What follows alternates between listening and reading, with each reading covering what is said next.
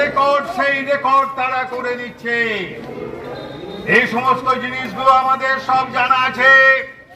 আমরা সেই সমস্ত যোদ্ধার জমিদারদের চিহ্নিত করেছি, আমাদের খাতায় তাদের নাম লেখা আছে এবং এখানে মমতা ব্যানার্জির প্রশাসন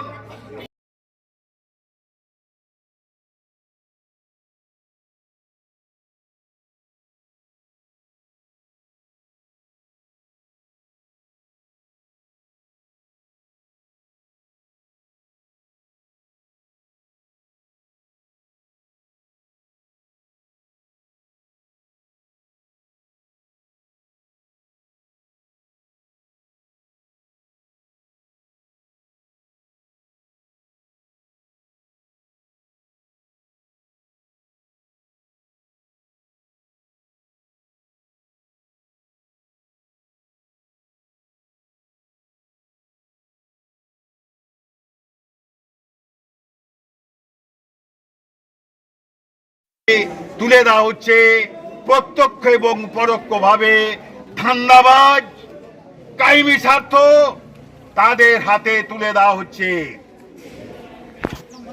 সরকারি নির্দেশ থাকা সত্ত্বেও কাশীপুরের জমি 1 নম্বর খতিয়ানে তুলতে অথবা তালবাহানা বন্ধ করে দ্রুত খাজমুক্ত করতে হবে। আপনারা জানেন যে আমরা লেগে আছি। এলাকার যেসব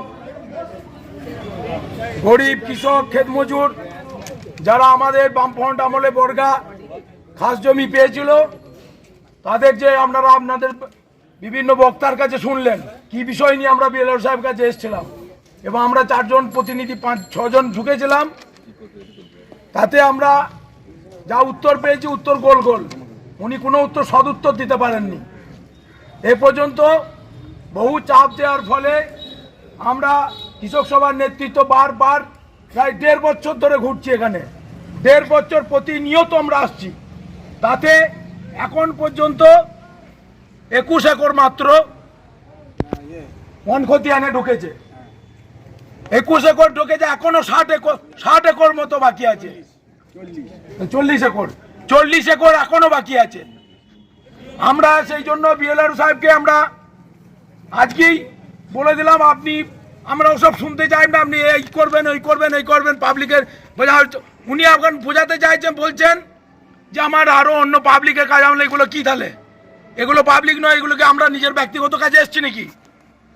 যাই হোক, উনি এখন আমাদের নেতৃত্ব সুভাষদাও ছিলেন, সুভাষদা একটা কথাই বলে দিলেন যে আপনি ওসব আমরা শুনতে চাই না, আপনি কদিন টাইম দেন, সেই টাইমের মধ্যে আমরা আসবো এবং আমরা দেখে নেবো যে এই জমিগুলো অলরেডি পাট্টা পাওয়া জমি, সেই জমিও মালিকানাধীন হয়ে গেছে। পাট্টা এসডিও সাহেব পাট্টা দিয়েছেন বামফ্রন্ট আমলে, সেই জমিও মালিকানাধীন হয়ে গেছে। আমরা বলেছি সেটা হয় কি করে, সেটা আপনাকে দেখতে হবে। এবং উনি সেটা বলেছেন আমি মার্চ মাসের মধ্যেই কমপ্লিট করে দেবো। আমরা তাই বলেছি মার্চ মাসের মধ্যে যদি আমাদের এই বিশেষ করে কাশীপুর মৌজার জমি এবং অন্যান্য ওই গ্রামটি ঘোলদা আরও অনেক ওই এলাকার জমি আছে, মার্চ মাসের মধ্যে যদি ওয়ান খতিয়ানে না ঢোকে আমরা কিন্তু তখন অন্য রাস্তায় যাব। এই হচ্ছে মূল